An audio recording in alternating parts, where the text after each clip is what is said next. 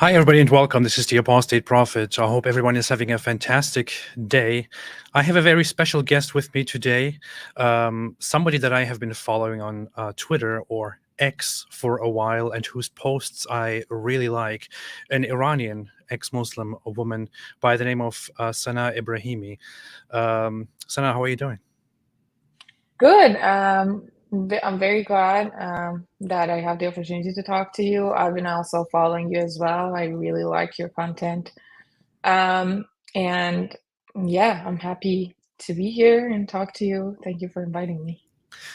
Very, very welcome, and thank you so much for joining. It's a great pleasure. Um, so I recently started engaging with your account, well, with your profile on X, especially since October 7, where things got really intense and are still intense. I did notice you before, I think, but it was like vaguely following you and your activism. As far as I know, you are an ex-Muslim who also grew up in Iran, right? Yes, correct. So I was born and raised in Iran until like 5 years ago. I was in Iran. So I'm very recent out of the country. Oh, that's really just 5 years ago? Yes, yeah. Yeah, I moved to the States in 2019. Wow. So my views and my perception of Iran and what's happening there is very recent. Interesting, interesting. So, because I talked to a lot of people, Iranian ex-Muslims who were born there and who grew up there and who came to the West, I don't know, decades ago, ages ago. But Yeah. for you, it's quite recent. This is interesting. I want to get into that. So, we will talk about the history of Iran. We will talk about how it was in the past and where it is headed. But how is it right now? I mean, it's the last time you were there. What is the situation in Iran? What is it like? So in Iran, well, the government is basically a dictatorship. It's called Islamic Republic. We are actually very close to that sham election that goes on every 4 years, but it's a dictatorship ruled by the supreme leader of Iran, a cleric, Khamenei, and everything is under his direct order. So every election and everything is just for a show, a theatrical move to just gain legitimacy among people. And then mostly it's just to show it to the world that, oh, we are this legitimate government and people actually choose us every 4 years.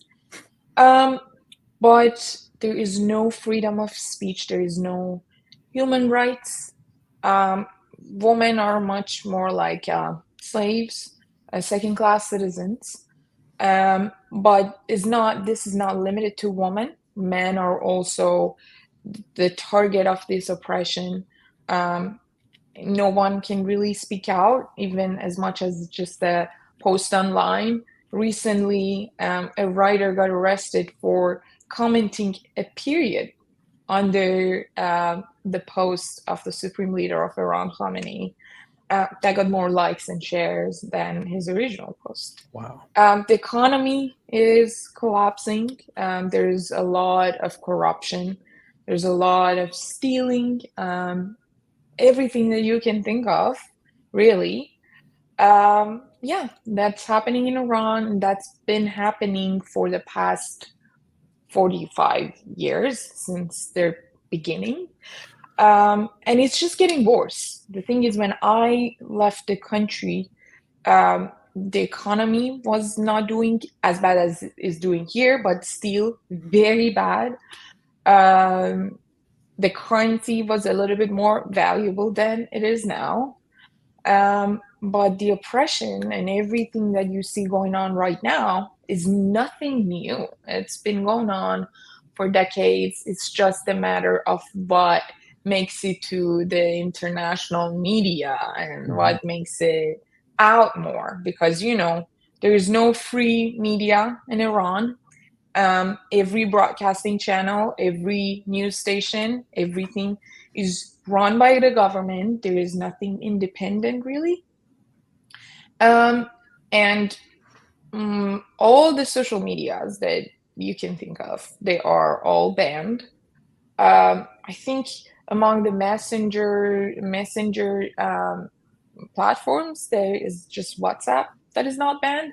That was also banned for a period of time during the shutdown of internet in I think it was 2019, and then happened a couple of times afterwards. So yeah, they are very protective of what information gets out of the country, what makes it to the international media. That is why the work of individuals like myself, which is just simply talking about what we've seen and what we've experienced and what people are experiencing there, is very important for them. And it's kind of a threat for them, because we are basically showing the sides of things that they are trying to suppress. They're trying to hide and cover a lot. Yeah. What about so you said you came in 2019. That means you were still in Iran when the whole when the initial 2017, I think the anti-hijab protests started breaking out. Did you experience that very much? Did you see the impacts of it? Oh yeah. Well, the anti-hijab protest actually started way long ago.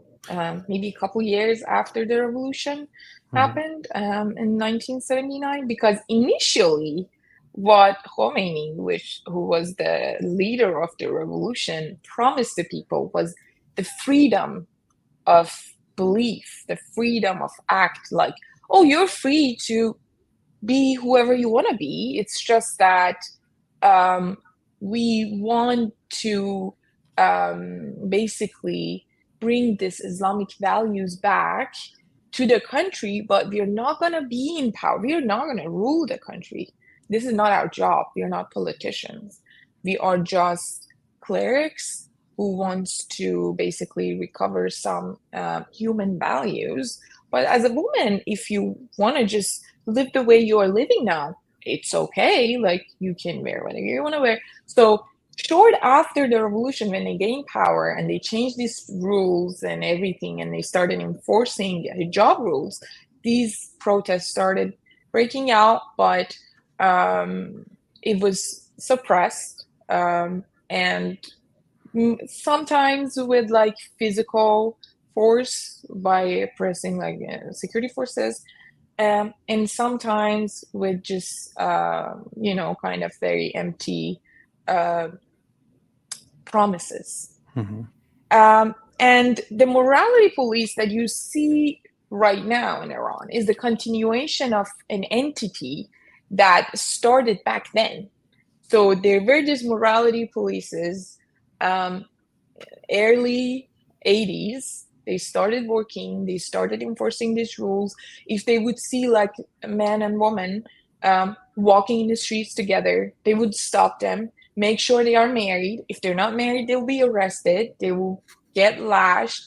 They would arrest women. There were these independent forces who were actually connected to this body, this governing body of IRGC, that would beat women, would like cut women where they were showing skin, like on their legs. And yeah, that was going on then. But of course, as I grew up, there were breakouts that I witnessed. And you would see like after each breakout, the just implementation of these forces was different, would be more strict. They would tighten the restrictions and everything after each breakout. And it is still going on to this day. The movements that I witnessed when I was in Iran, the biggest one was the Green Movement. I think it was how many years before I leave the country? I left the country in 2019. And this happened in 2009, Oh, 2008, 2009. That was what I witnessed. And then later each year, like 2017, 2016, 2019, which was after I left the country. The mhm. 2019 was breakout. The big one was a couple months after I left the country. That was when, for the first time, was blackout. Like the government literally shut down the internet just to freely kill people. And they killed And like 15,000 people in 3 days. do you see that, in your opinion, is the society, so are the people of Iran going more and more towards, in higher numbers, wanting more freedom and being against the government? So is this sentiment growing? Oh, yeah, very much. The interesting thing about people in Iran is their difference with the neighboring countries.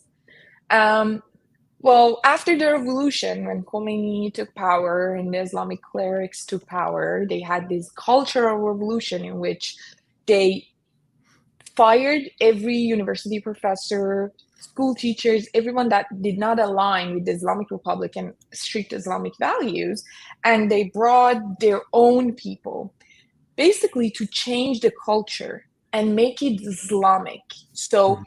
nothing about the Persian culture, nothing about Persian values, but going back to Islamic values, which is very much against our culture. Um, so after that, people started more resisting. The more they were forcing us into things, people started more resisting. I mean, keeping the culture alive, holding on to these values, and basically going against Islamic values. And we see that happening more and more as the years go by. So maybe in the beginning, it was not as fast growing and as popular, but right now you see this deep rage and hate against Islam, Mhm. not only Islamic Republic, against Islam that is enforced by the Islamic Republic among Iranians more than ever. So my Even go ahead. go ahead. Continue. Yeah, even like among Muslim families, a lot of things changed.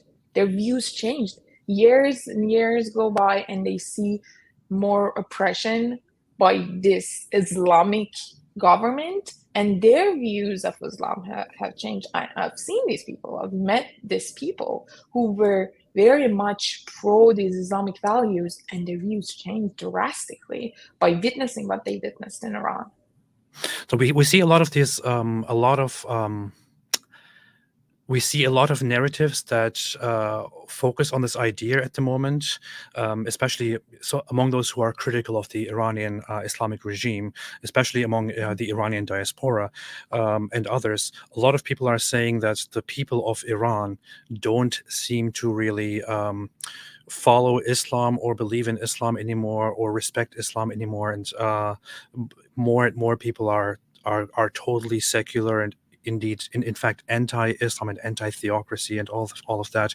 Would you say that that narrative is generally true, that that there is a huge population in Iran that is against an Islamic government and against Islamic values?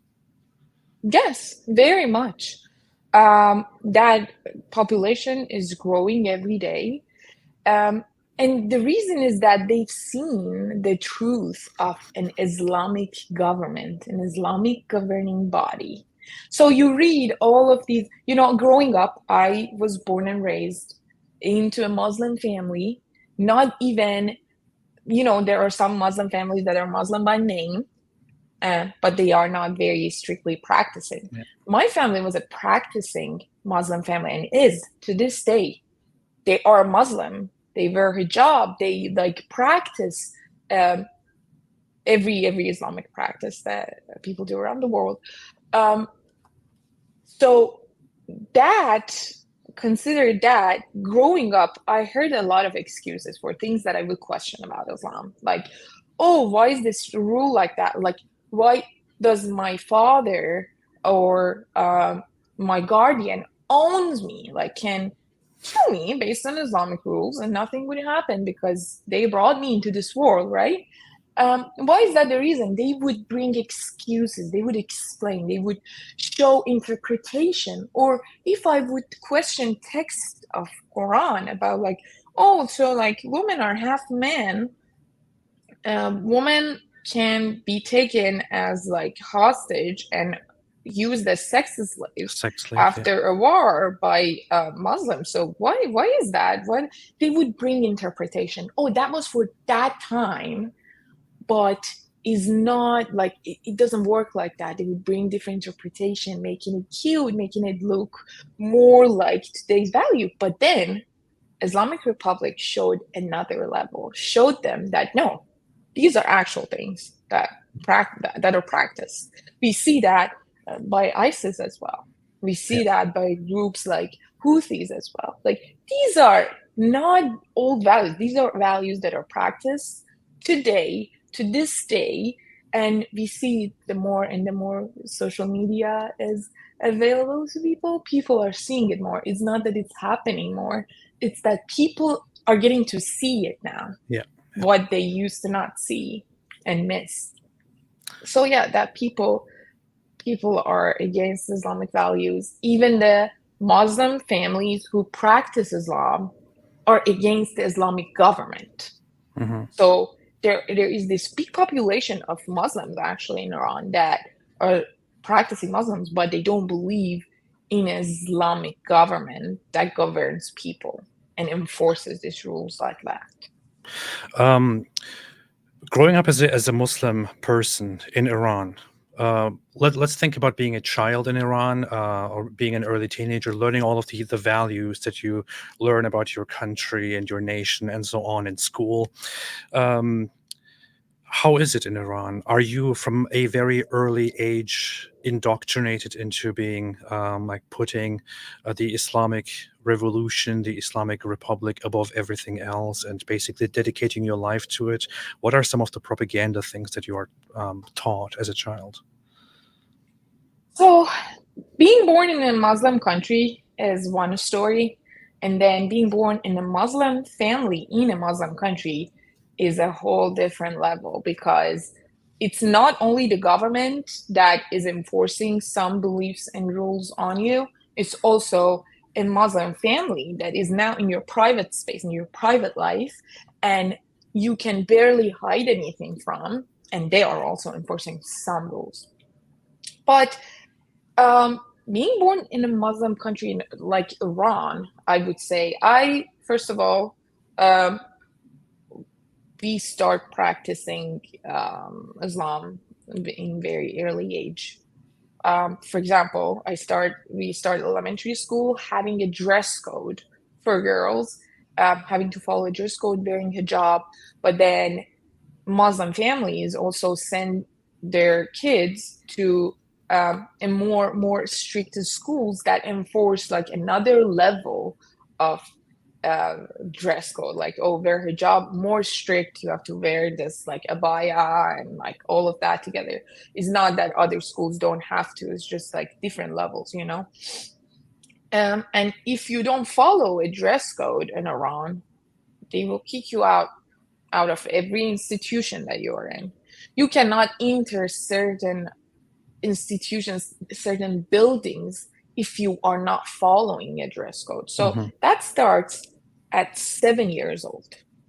And then moving to like 9 years old, which is the age of puberty in Islam, you start fasting, you start praying.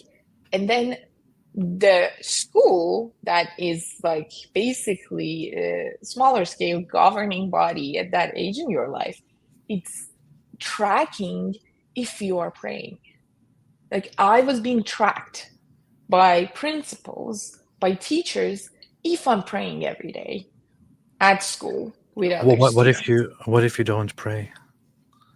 I never went on a school trip because I did not want to pray at school. I was praying at home. I just did not want to pray at school. And because of that, I was never taken. That was a award, that was a prize that was given to those selected students who follow those values, who practice everything as these institutions want. So I was not one of them. And I started seeing this discrimination since very early age. And this was not enforced like by my family at that age, but I would see like, oh, they also don't go against it. Like, they don't really argue that. They don't complain. They just observe. They are not doing it, but they don't So when you observe. would They don't say anything. when you would observe Islamic practices at that age, you would get rewarded. Um, um, but if you don't practice them, then you will just be left out. But would you also get Mhm. any kinds of like I don't know, punishments, or being reprimanded or things like that? Oh yeah, if you don't, for example, if you dress a certain way, if I had like, if you have nail polish, you will get expelled, you will get suspended from school. If you like show your hair, you would get reprimanded. They would eliminate you from certain classes. Yeah, there was punishment as well, but at best, if you didn't go against any rules, uh, you would just get left out of certain things, and because you didn't want to practice those things the way they wanted. It doesn't matter if you're a straight A student. I was a straight A student. I was the best student at my school, but still I would be reprimanded again and over again just for not following it the exact same way I wanted to. Hmm. And then there is this very strong and ongoing everyday indoctrination at school by teachers, by textbook. Like, I've shown some examples of the textbook that we had that would basically show any other group other than Muslims is evil Yeah. in different levels. Well, Jews are this, like, oh wow, they are the different level of evil, but then everyone that is not exactly Muslim, even in the same branch of Islam that they wanted to, is evil Did you and has learn? to be punished. Did you learn about? Is there propaganda against Sunnis, against Sunni Islam, a lot? And is Yeah. it more of a? Is it more like they are wrong, or is it more aggressive or more hostile, like that Sunnis are fake or evil or something like that? What is it Oh, like? yeah. The narrative that is given to the public. Well, first of all, by the government, they are punished every day. They kill Sunnis in the southern part of Iran, in the western part of Iran. There are Kurd Sunnis, there are Baluch Sunnis. They will get killed, they will get oppressed, they will get arrested every single day in Iran. That aside, the narrative that is given to a child is that these people used to be good people up until the time they stopped accepting Imam Ali and his descendants. So Mhm. after that, they just became this group of bad people that practice a different version of Islam, that think it's right, but is not. These are people that lost their ways, and they are lost. And then every year, I remember there was this, on the day that um, was Omar died, anniversary of his death. They would throw these parties. They would throw parties and celebrate and sing this very like vulgar songs against him.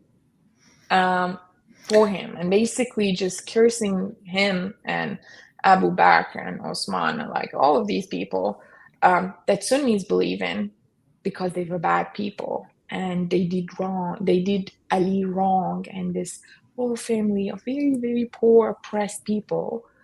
And yeah, but something that was funny was that my dad, he was against that. I very much remember that. And he would get into arguments with um, his peers about that. That, okay, right, they don't believe in the same thing that we believe, but they're Muslims. You cannot go around and curse other Muslims. Um, or like Ayeshe, that is like this evil character for Shia Muslims, that really did the Prophet and his replacement wrong, like Ali wrong. Um, you hear very vulgar songs about him, and my dad was always against it. Was like, why she was the Aisha. Prophet's wife. Yeah. Why are you saying that? Like, but this was very commonly practiced, and as a kid, you get indoctrinated by that, even against Sunni Muslims. Yeah, it's very funny. I grew up in a very religious Sunni Muslim family, and although it was the main branches and the main like the Al Azhar Mosque, for example, they recognized the Shia as a legitimate branch of Islam. But in my family and among most religious proper families, Shia were not accepted as Muslims even, and they were in fact. I learned at times that Shia are even worse than Christians and Jews, because in a way, actually not worse than Jews, but worse than Christians at least, because No one is worse than Jews. How dare you? yeah, worse than Christians, because at least the Christians clearly identify themselves as non-Muslims, while the Shias pose as Muslims, but are totally corrupt and evil and all that. And on the other hand, I learned that the Shia think the same way about us, and they curse Aisha and Abu Bakr and Omar and all that. So seems to be some truth to that. But isn't it quite funny that while they have this attitude about Sunni Islam, right now in the conflict that is going on between Israel and Hamas, Iran is actively supporting Hamas, is actually the main source of support for Hamas, which is a Sunni Islamist organization. What? Yeah, Go ahead. that's actually why it's more funny to us, to Iranians, because we know that as the majority Shia country, the Islamic Republic is not going to be an ally for Sunnis, not in any level. They have this beef with Saudi Arabia over who's going to be the leader of the Muslim world. Saudi Arabia is Sunni, they are Shia, but they definitely would create this fake alliance against Jews. But then when they gain the power, they're going to kill them too, because, well, they are Sunnis. They're not good people. And then about the comment you said about Shia, I actually have been receiving that a lot, especially on the post that I have about like being an ex-Muslim and my experiences and my views. They say, "Oh, you are not a real Muslim. That's not real Islam. No. You are evil. You are not real Muslim. You're fake because you're Shia. You're not Muslim. You're Shia." I see that a lot, especially ex-Muslims who come from a Shia background are immediately disqualified as not real Muslims. You were Shia, of course you left Islam.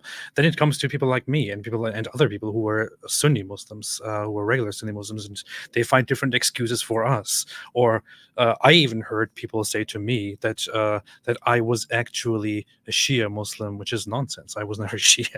I was strict Sunni, but these divisions really help people to vilify and to just disqualify anything we say. It is it's rather embarrassing, actually. So you wore the hijab by Yes. Iranian rule. So let's talk about that a little bit. So, Mhm. Iran is one of the few places left in today's time, in the 21st century, where there is still a strict enforcement of the hijab. And as a woman, you were not allowed to go outside officially without wearing the hijab, right? Mhm. Yes. So it's the rule if you appear in public without hijab and authorities see you, they have the right to arrest you and take you, like you go to jail. You might get like really severe sentences depending on what you were wearing and things like that. How connected your family is to the government, obviously. That is also a thing. But yeah, that is the rule of law. You cannot appear in public without a job. So, like now, for that, there are apologists of Islamic Republic who are gonna show you photos of someone is this in this alley in like one of the streets of somewhere in Tehran that is not wearing hijab and is not arrested. Well, yeah, because they haven't seen her. If they see her, if you post a photo of them in on social media showing their face, they will get arrested the next day. Hmm. Um, Dancing in public, like all of these are against the law.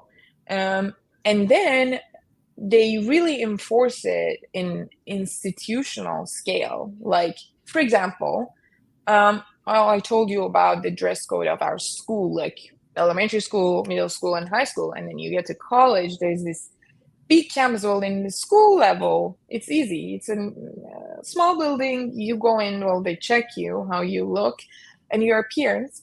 But in a campus level, it's this huge campus. And it has this small doors. First of all, separate doors for men and women. And then as you go in as a woman, well, men also have their own criteria of their dress code, but for women, which is the topic of our interest for now, um, you go in, there's this woman wearing this hijab and this chador, abaya, black head to toe, and is looking at you up and down, one by one. We go in, looks down. Oh, you are wearing we would wear this like long abayas, long dresses, let's say, that was covering our arms up to here, was supposed to cover our arms up to the wrist and then be under the knee, like as long it has to cover up to your knee. And if it's any shorter, oh, get out. You get kicked out. That day, you're not allowed into school until you go back home and change. Oh, you have nail polish. Get out. You're showing too much hair. Cover it. If you don't, get out. Like, these are all the things. This is everyday life. And then you get into subway. There is morality police is standing there watching you head to toe. If you're not doing what they want you to do, you're not covering the way they like it, oh, you're arrested. And you see videos of it, and then they the arresting process is not like, oh yeah, let's go. We need to have a chat. No, no. They will drag you, humiliate you. If you resist, beat you up and throw you in a van, kidnap you, and then done. Boom. Yeah, we have seen videos over time, over the years, of the most well-known one by now, right now, is of Masa Amini, who was during her arrest. I think there was a video of them forcing her into the vehicle and hitting her head against the top Mhm, of the vehicle as well. mhm, You have footage of other people being put into these tiny little things behind the vehicles. We have reports of women being severely beaten and abused when they are being arrested. mhm, It seems like there is a lot of force used, especially against women, which is why the women's rights movement and the women's rights protests have become really popular and really strong. Um, mhm, on a social level, as far as I have seen from the statistics, the people of Iran don't really support these obligatory hijab rules anymore. would you say that it's that in a regular on a regular day in Tehran, for example, would you say that the average person out there would be against the morality police enforcing the hijab on somebody, on a woman, or do you think they would be more like careless about it, or they would be even for it? What is your opinion? No, no, the average person is against it Hmm. because I was I was from a community of these average people who were actually even practicing Muslims, and they did not believe in enforcing those rules like that or forcing people into doing things that they don't want to and enforce violence.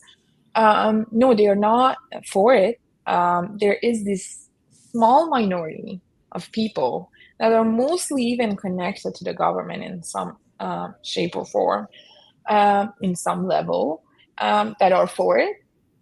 There is this group that is bigger than that minority that is careless, and there's this huge majority that is against it.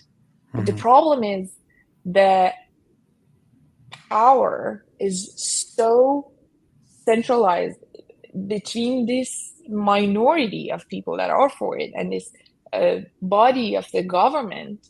And they have so much power that this huge majority gets suppressed the moment they speak up. Anyone who speaks up gets suppressed. And then they send their people like, they have their peoples among covering undercover people that are actually showing that they are against it, but their job is to go among this majority and report them, bring information um, to them, to authorities. They are in the West, they are in Iran, um, they have their branches around the world. Um, and those are the one that create distrust among people. Like you see, and I had a post recently about The Handmaid's Tale, Okay. which I would also like to talk about because there's this crazy narrative regarding that. There's crazy arguments about that, but um, you see on the show that people are scared of trusting each other Hmm. because of how the government rules and how operates. And that is going on in Iran among Iranians. Distrust because of the way the government works. You don't know if the person that you are not very familiar with is actually against the government and with you, or it's pretending to be to just gain some sort of information or basically do the propaganda job. It's working as a part of this propaganda machine of the Islamic Republic, the propaganda machine that has arms here in America. Hmm. I remember in the history of Germany when Germany was divided between West Germany and East Germany, the German Democratic Republic, which was basically a Soviet communist puppet.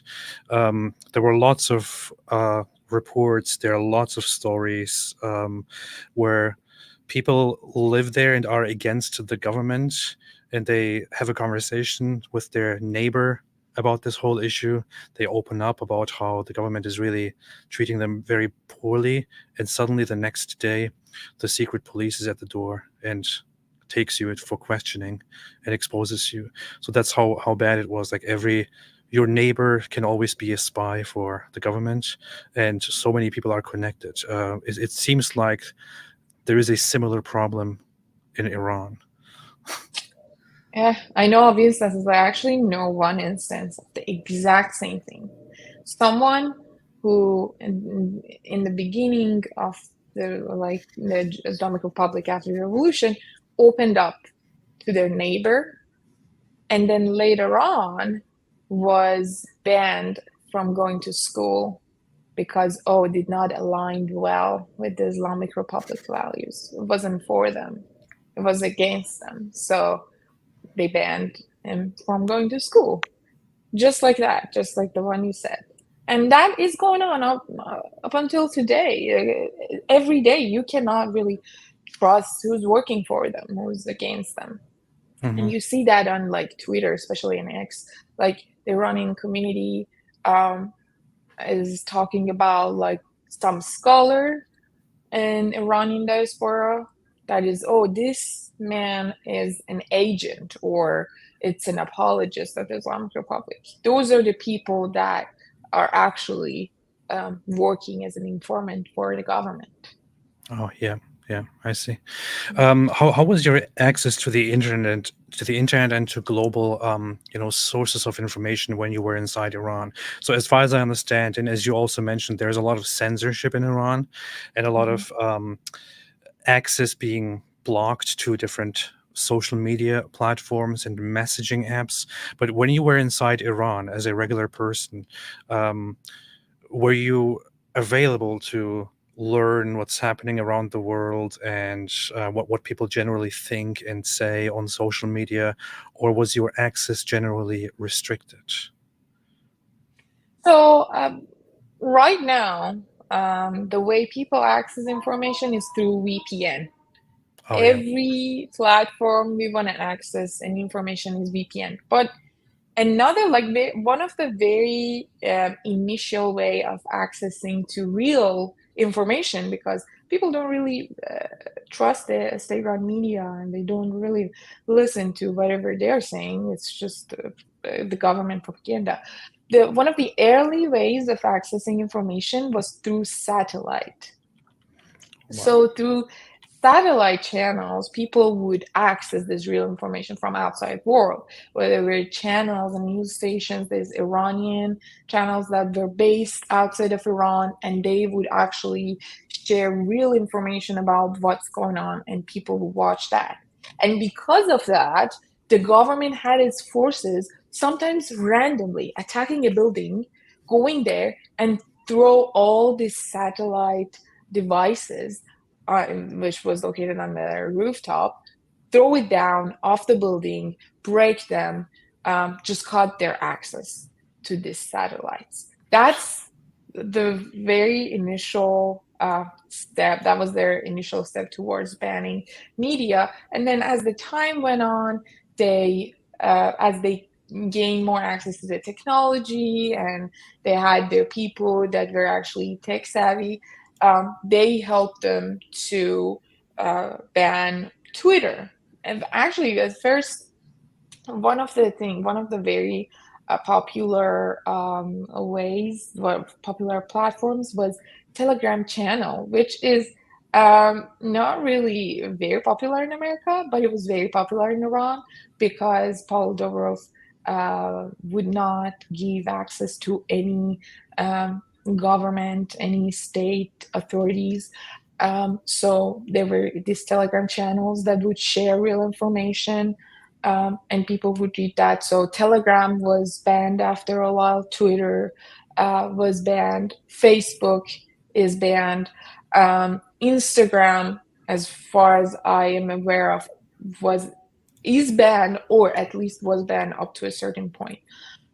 So people still access those through VPN, but then you don't see people inside Iran being as vocal as we are on this media, not because they don't want to, because they will get tracked down and arrested immediately.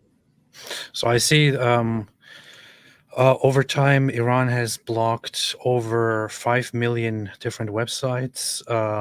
Routinely blocked are LinkedIn, Facebook, Twitter, TikTok, VK, Reddit, Threads, Instagram, Twitch, sometimes YouTube, or in general, Vimeo, basically everything that is out there, Telegram, Snapchat. WhatsApp, Snapchat. Man, that's really really messed up. Um, so this is one of those issues with a totalitarian, with an authoritarian government like that, um, where they use the internet as they wish, as their own tool to shut it down and to restrict access and to also ban it altogether if they think it doesn't serve their values, or it harms the social cohesion, or it corrupts the population. They can always find an excuse for that. I'm aware of how things work in the Middle East, where you just accuse something of being corrupt, or of muddying the culture, and then you can immediately do anything you want against it. That's how it works, Yeah. right? One of the most popular ways for the Islamic Republic is, oh, this is run by Jews. Israel, it's Mossad. It's all on Israel, mostly. 99% on Israel. And then the 1% is on America. Let's talk about Jews in America. Iran has a big problem with Jews, or the Islamic Republic of Iran has a big problem with Jews. I'm often told by Iranians to please distinguish between Iran and the Islamic regime. So I'm trying to do that as long as I remember it. Yeah, thank you for that. But so the Islamic regime has a big problem with Jews, and I saw over the years, over the decades, so many, so many leaders in Iran, so many politicians, leading voices, authorities have repeatedly said very terrible things about Jews. But I assume that this is also part of the official indoctrination that you see in schools, on state television, and so on, right? How bad is it, the propaganda against Jews? Okay, let me just give you an idea how bad it is. It's bad enough that up until a couple years ago, right after I moved to the States, I was a pro-Palestine. That's how bad it is. So growing up as a kid, every year, we have a religion course that we have to pass. This religion course is mainly like focused, just like how Quran is mainly focused on Jews. It's focused on Israeli Jews. Like, oh, look at these Israelites, like what they did, these terrible people, horrible people, just so stupid. Like, I remember I was in elementary school, and once I questioned it, I was like, well, we have this religion course and we study Quran mainly, and other religions as well a little bit, just like portraying this evil picture of all of them, mainly Jews. I asked my teacher that if you say Islam, like it's a separate religion and it's like all about this prophet and what he does and stuff, why is the Quran is so focused on this small group of Jews just going around do things and like focus on just everything that they do, and then God sent thousand, yeah, 124,000 prophets that is mostly for Jews, for Israelites. It's mostly for Israelites. Why is that? If Muslims are this group of, chosen people. She said, because Israelites and Jews are stupid. So they needed more direction.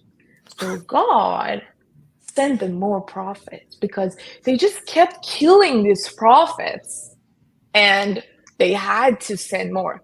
And this was a sentiment given to a child, to a class of children, and these teachers that are trained by the government are basically feeding children this narrative. And then you grow up learning in your history class. First of all, we didn't learn anything about Holocaust. The first time I heard the word Holocaust was when the president of Iran, Ahmadinejad, denied Holocaust. That is when I heard the word Holocaust. We have a history lesson every year. We learned nothing about the killing of Jews. Nothing about Hitler and World War. Nothing about the killing of Jews. So you grew up learning how, like, Israel, like Jews went there. There was this beautiful country. They took over the land. They kicked all of the people out. And then they started oppressing people, just pushing them to certain areas, just imprison them, torture them, take over their monies, their resources. This is what we learn. And then every year they take people from organization, the governmental organization, because there is now independent organization in Iran. Everything Mhm. is a state run. So all these employees, government employees, all of these students, these children are taken to this annual march for Palestine. And then imagine being fed like all that at school, on the media, going there, just learning all that and growing up with all of these rage and anger for the people, not even about the religion. They're smart, they are evils, smart evils. They don't go from the religious angle, they go from the human angle. They will make you outraged for these poor humans. We don't care who they are. They're humans and they're being oppressed. They're being killed and tortured. So we should care about them. It's a human issue.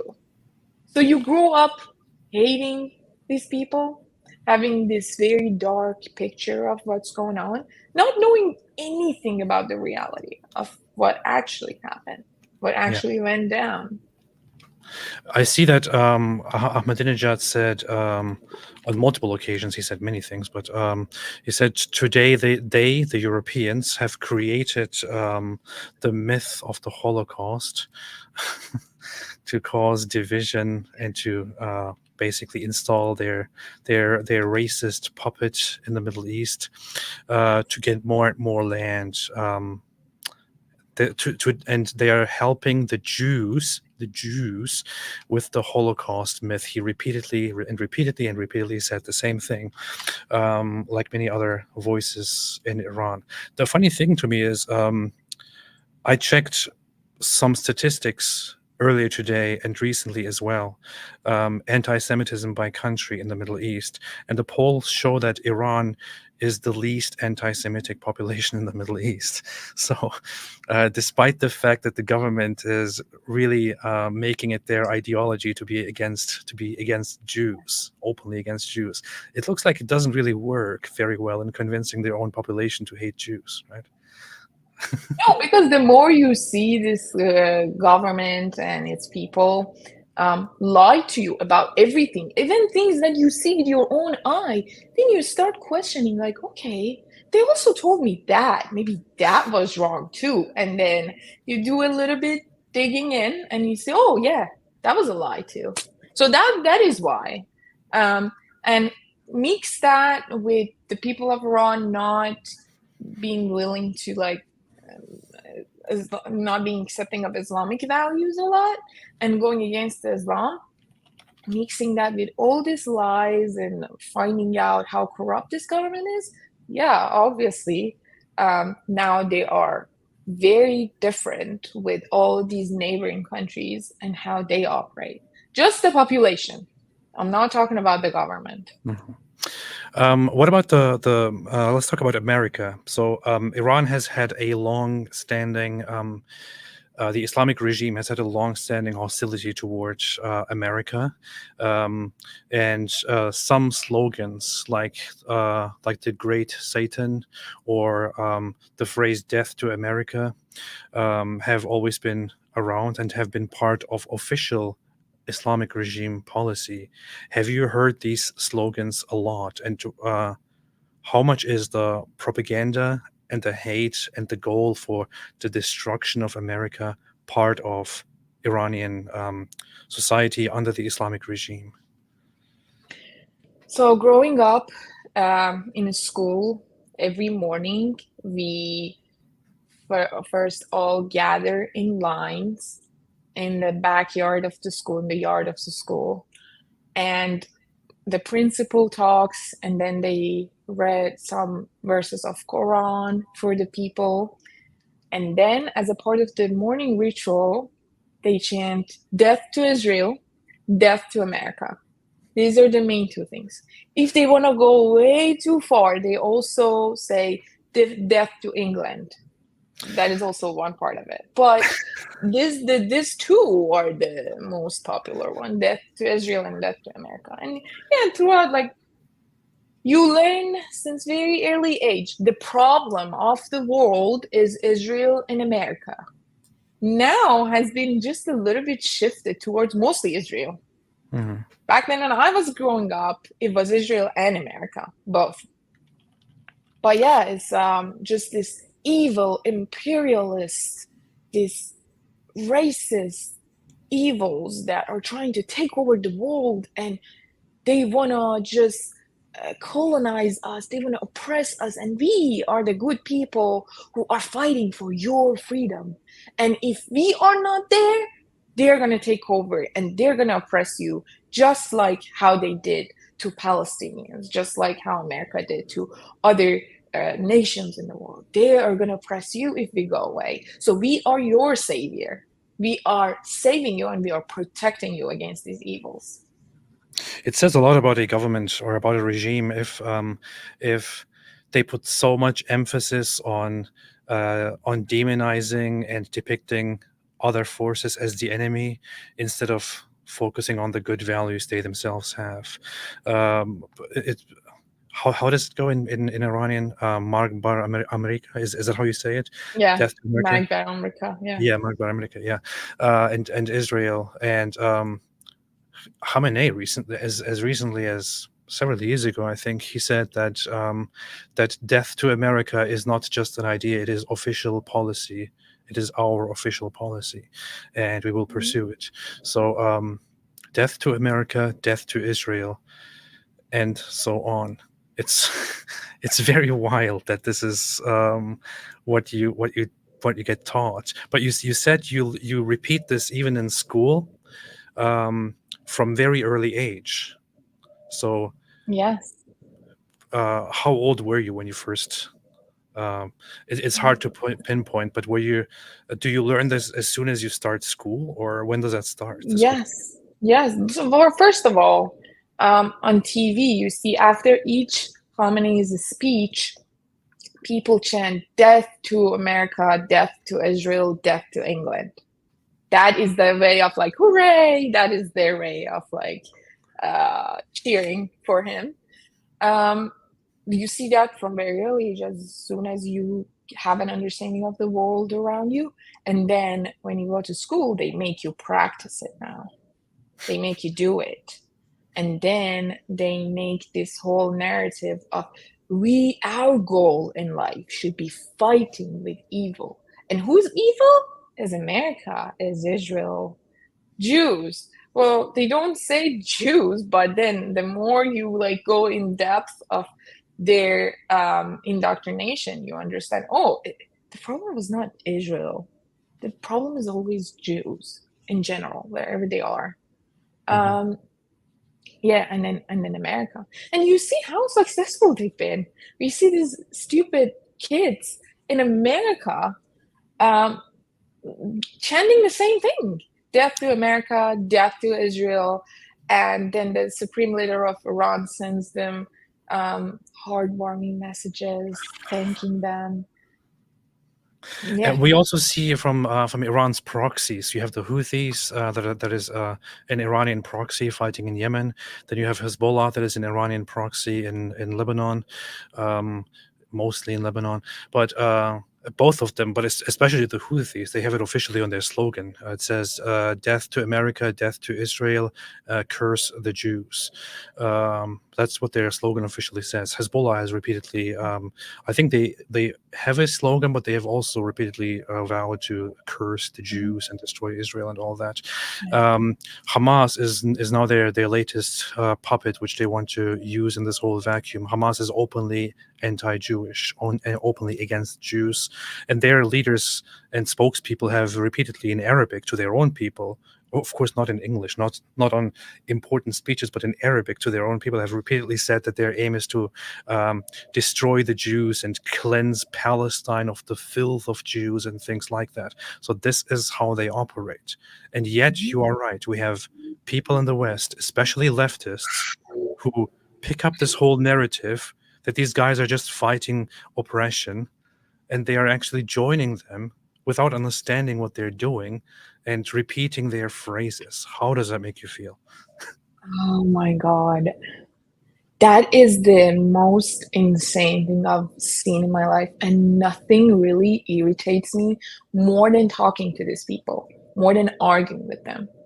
Because, well, with Khamenei and their supporters and like all of these groups, you know who you're dealing with. You have very opposite standpoints, and you know it. These people, however, they claim to be advocating for all of these moral values, fighting for people's freedom, siding with the oppressed. And then now we see that they are the ones standing with a population that practices to this day slavery, second class citizenship of at least women. Let's say you don't even want to accept anything else. You see it in front of your eyes how they treat women. You see women have zero autonomy over their body or their life in Muslim populations. How on earth are you justifying that? How on earth are you trying to suppress and silence people like me by made up labels like Islamophobia or racism? Just me. You are coming from the same community. Like, we've seen it with our own eyes. How on earth are you claiming to be advocating for all of these values, for women's right, minorities' right, LGBTQ people's right, and then siding with these people that are actual evil? And I'm not even talking about like the entire Muslim population, even though I have arguments showing that they are also having their own parts in this, even the population of moderate Muslims. Yeah. But I'm talking about the Islamists, these extremist Muslims that are just destroying every single liberal and democratic value. They don't align with anything, and you're siding with them. Just, you see how they like enslave people and women, people including women, and you're still just claiming to be this freedom fighter siding with this evils. It's so absurd because if these Islamists that they are supporting and standing with somehow in some scenario came and took over the West, these leftist supporters of them would be the first to suffer and to be punished. Exactly. Oh, they will be killed. They will be killed. You want to be a secular under Islamist ruling? You will be killed. You will be hanged. Um, and I don't believe actually not that all of them don't understand what they're doing. I believe some of them actually understand what they are doing, because that's what we've seen in Iran. And the revolution in 1979 that happened in Iran was the result of this alliance between Marxists, communists, and Islamists. They just came together hoping that after toppling this ruling body, the Shah Pahlavi dynasty, they'll be able to gain control and power, at least partially, if not all of it.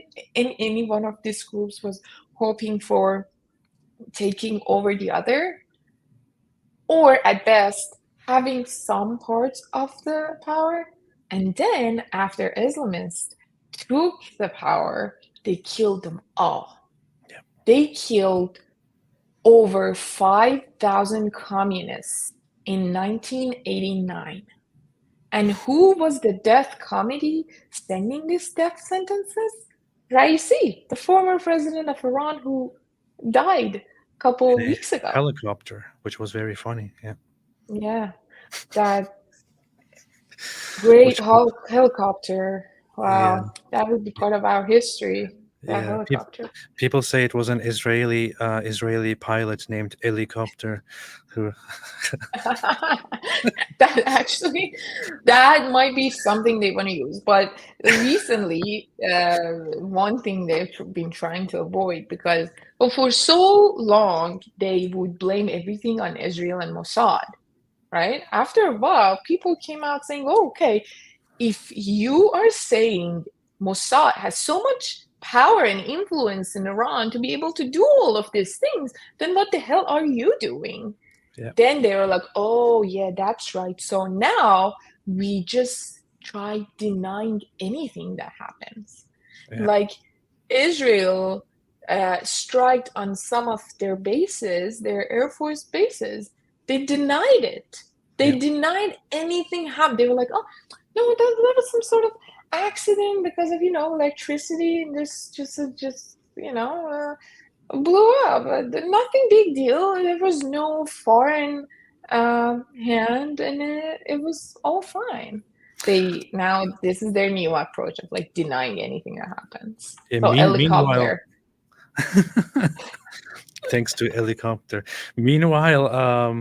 Meanwhile, they fired at Israel, and over 95% of whatever they fired never even reached Israeli ground. It failed. Much of it failed. Others was intercepted, but the regime claimed that it was a very successful and massive strike, teaching the Zionists a lesson. So stupid. Because you know why? The way they operate, they know that military-wise, they can never face Israel or America or Mhm. both. So they've invested so much, billions of dollars in this propaganda machine. Al Jazeera, all of their scholars in America and around the Europe, all of their journalists, they've invested so much in that. And it's all about the image, an image of fake victory. Just like how Hamas is doing now, like, "Oh, we won the war. We are winning the war." After all of everything that we've seen happening, they are winning the war suddenly. Why? Because it's all about propaganda. It's all about showing something else to the world. And we see, I would not believe it if I didn't see it with my own eyes, how it's actually working on people, an average population of here in America. Oh, these freedom fighters are winning. What are they winning here? It's I don't even understand one aspect, which is how did it even happen that during the Islamic Revolution or during the fight against the Shah, that the communists and socialists actually aligned themselves with the Islamists and hoped to achieve something. It strikes me as so it looks like that it looks like the communists and socialists and these hard leftist strains tend to be just very stupid and not see where it's all going to end up. But I understand why leftists who are ignorant don't know what they're doing in the West. But in Iran, communists actually worked together with Khomeini's Islamist movement and hoped to achieve something good. Then they together overthrew the monarchy, the government, and then they all got killed and expelled. What were they thinking? I don't even get it. Their hate for this monarchy, and right now you can see the equivalence between the monarchy and like America and generally Western civilization, because they practice the same values. Their hate for them was so strong, so much stronger than their opposition with some of the values that this group of Islamists had. And also, these Islamists were really good at tricking people. Yeah. They were really, really good at deceiving these groups, saying that, hey, we are all about Islamic values. If you promise that you let us do whatever we want to do in terms of like religion, not power, we don't want power. You can have the power. We just want to do our thing here, just to recover these Islamic values. If you promise us that, we will work with you. And they saw that they cannot do every one of them by their own, so they decided to be like, okay, it's a deal. Let's do it. Even though they knew all along that they would butt heads and they would not agree on something, some stuff, but they decided to collaborate together. Like Khomeini um, worked with the head of Mujahideen, which is this MEK terrorists that did a lot of military operations. They worked together even though they knew that they're not sharing the same value. You see it in like everything that was narrated by the people around Khomeini, that how he was not like all about them, but worked with them very much. That's such a delusion, such a delusion. What is your how do you see the future of Iran? What do you think is going to happen? Do you think the Islamic regime in Iran has a future, or do you genuinely believe it is coming to an end, which is why they are acting the way they are acting right now? What do you generally think about the future of Iran? I think they are coming to an end because we've seen throughout history that none of these dictators, none of these dictator governments remain in power. Sooner Mm, or later, they collapse, they get destroyed. We see it with Soviet Union, we saw it with all these governments and all of these dynasties, like before Islamic Republic, like Qajar, and all of those dynasties. We see it in different countries around the world. They're not going to stay. So they will collapse eventually. But the thing is, who's going to replace them? Who's going to take the power next? And how long? Like, because the more it takes, the damage that will be done is more and bad, mhm. and it will take longer for the country to recover from it. So that is now the point. And I'm honestly not hopeful with what's going on in America and generally Western countries. I mean, yeah, I hated to like generalize to say like all factions of this Western society is doing horrible and it's going to collapse. No, but the dominant narrative and the dominant group is going crazy. And that was exactly what happened in Iran. Like, okay, you have a stronger foundations. Like America has this strong constitution and everything going on. Okay, but how long do you think that's gonna hold it together? And that's not gonna collapse. Like, if you keep empowering these groups, they're gonna make this revolution that you think is not gonna happen because, oh, well, Islamists are a minority in America. They will make it happen by your own hands, by leftists, by Democrats, by all of these different groups. You'll brainwash them at best or deceive them into making that revolution and that collapse happen from within, not from outside influence, from within. That's how they are doing. That's how they are operating. Europe seems really Um, bad right now. UK seems really bad. There's enough power within to start messing things up really, really badly, and people are not really paying attention to this. So, as an ex-Muslim and a woman who was born in and grew up in the Islamic Republic, the Islamic regime of Iran, what do you really want to say to people in the West? let me see which one is less harsh because What I want to say, honestly, is just don't be stupid. Yeah. Don't think these people share the same values as yours. They do not. And they don't mess around. They don't worry about inclusivity and diversity and all of these things that you are practicing and trying to like include these people under the name of inclusivity and diversity. They don't care about that. Once they gain power, gone. You're all gone. Everything about your values will be gone right out of the window.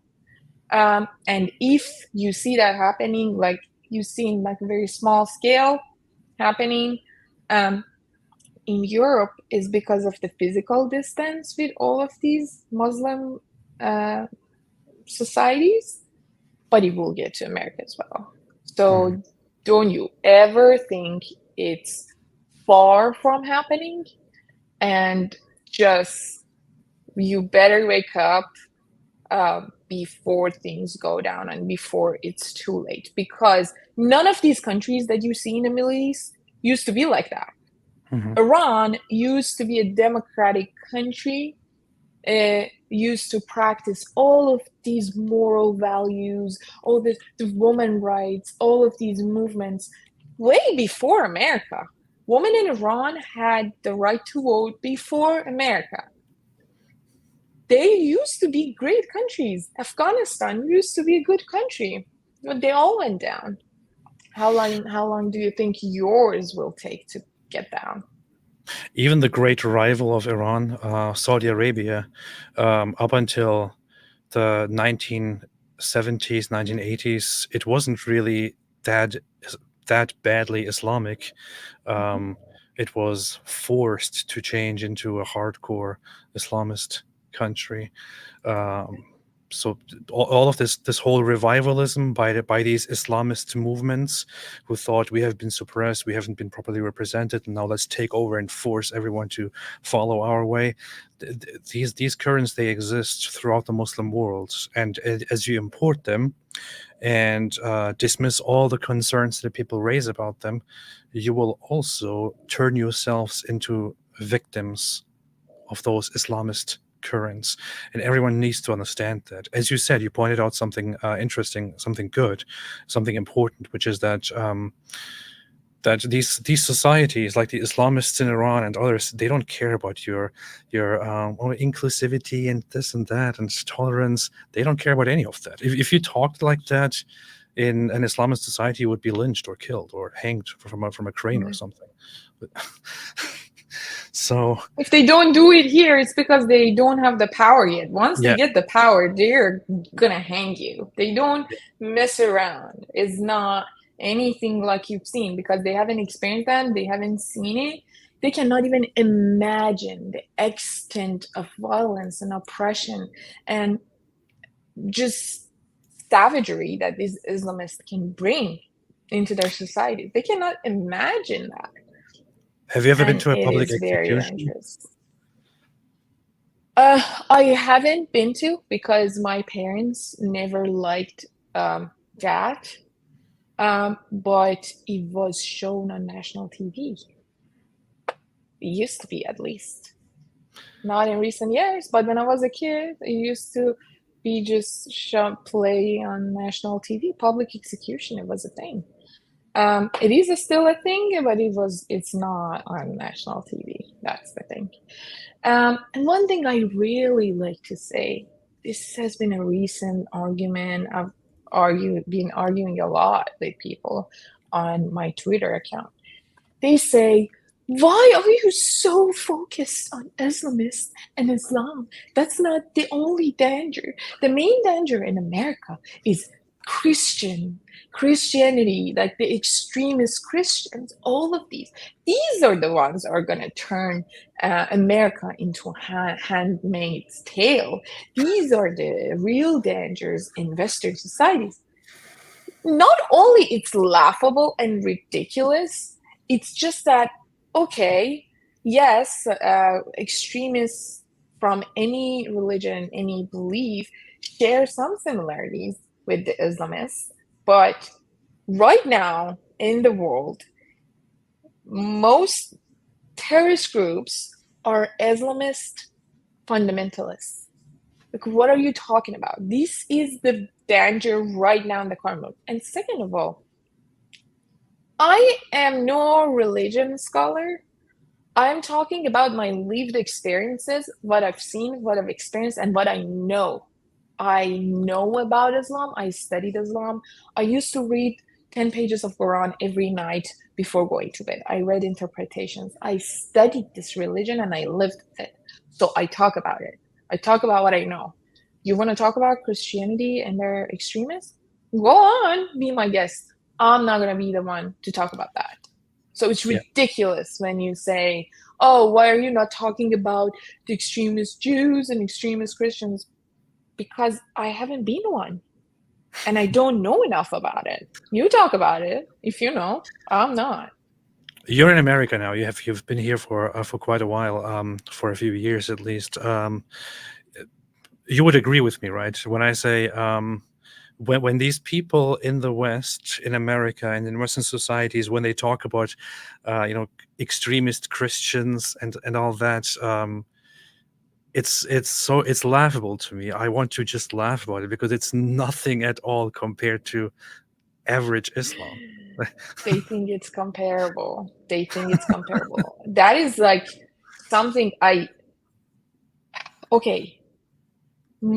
Islam, I'm not even gonna say Muslims because not all Muslims practice the instructions of Islam exactly.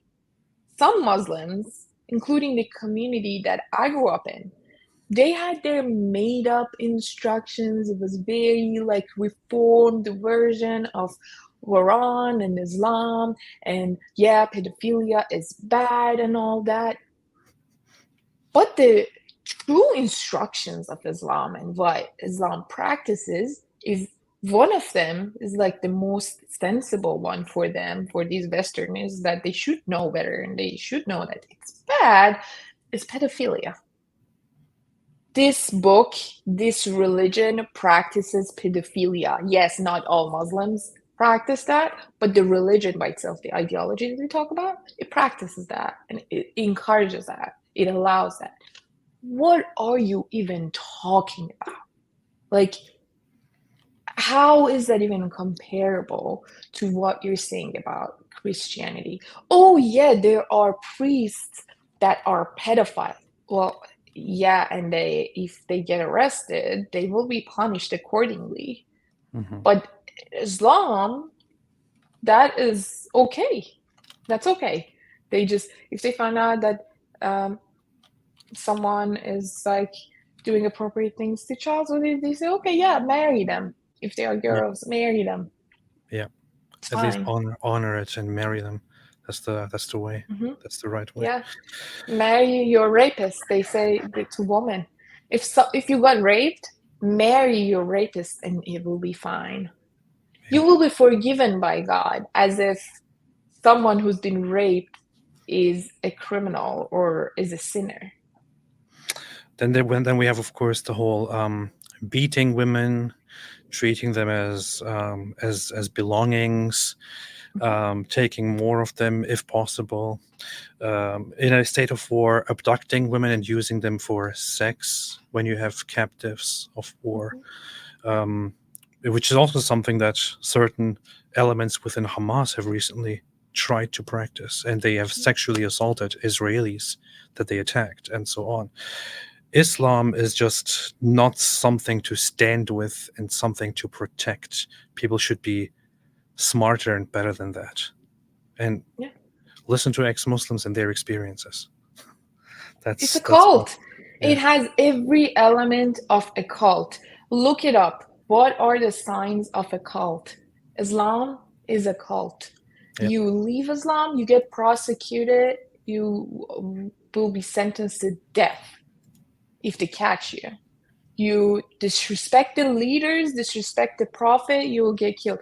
This is a cult. It's not a religion. It's not a moral system that you want to protect and you want to include. No, it's not that. no. It is absolutely terrible.